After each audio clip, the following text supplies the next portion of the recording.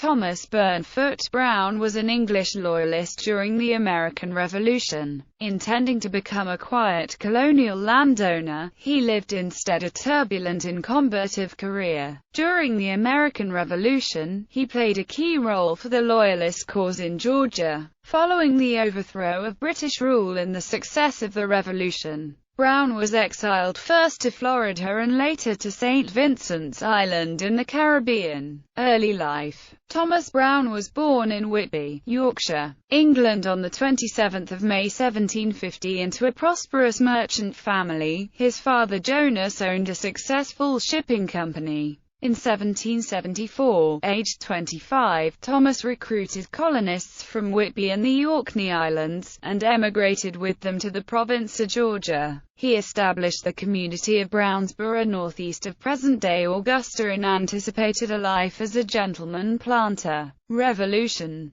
Brown's American venture did indeed prosper, but he soon found himself embroiled in the coming revolution. On 2 August 1775, a crowd of Sons of Liberty confronted him at his house. Brown requested the liberty to hold his own opinions, saying that he could never enter into an engagement to take up arms against the country which gave him being, and finally met their demands with pistol and sword. Taken prisoner with a fractured skull, he was tied to a tree where he was roasted by fire, scalped, tarred, and feathered. This mistreatment resulted in the loss of 2 toes and lifelong headaches. The enraged Brown assumed leadership of backcountry Georgia Loyalists, and developed a plan to support Augusta area Tories with Indian allies from the west and a landing of British soldiers from the east. He helped bring the plan about by living with the Creeks in 1776 and 1777, gaining their confidence, and establishing a network spreading from Florida to the Carolinas.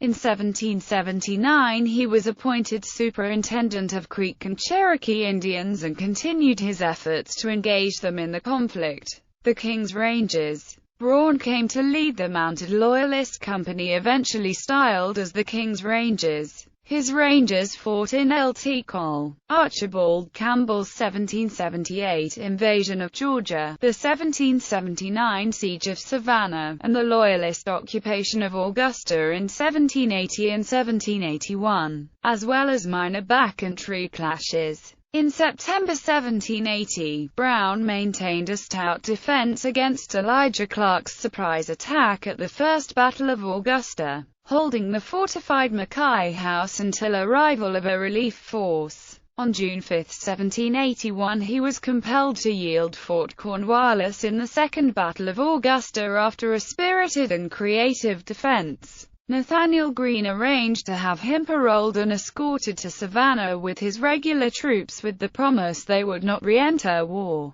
Greene was afraid Brown would be killed by his troops in captivity. His war career was later vilified, but Cashin's research found no historical evidence that he did anything beyond his duty according to the recognized rules of war. It is unlikely that he hanged 13 prisoners at the Mackay House with savage relish. Rather, he imposed a widely approved penalty against parole breakers. Brown angrily denied that he ever encouraged Indians to barbarous behavior. Exiled to Florida and the Caribbean. In late 1782, Thomas Brown with several thousand Tory refugees from Charleston and Savannah relocated to British territory at St. Augustine, Florida. Fully expecting to settle permanently, the newcomers were shocked in 1783 by news that East Florida was ceded to Spain, and British citizens had 18 months to depart. Even here Brown struck a blow by encouraging his Creek friends to cooperate with the new Spanish authorities in controlling American westward expansion. The British government continued to provide compensation for dispossessed Tories, and Brown's next destination was Abaco Island in the Bahamas.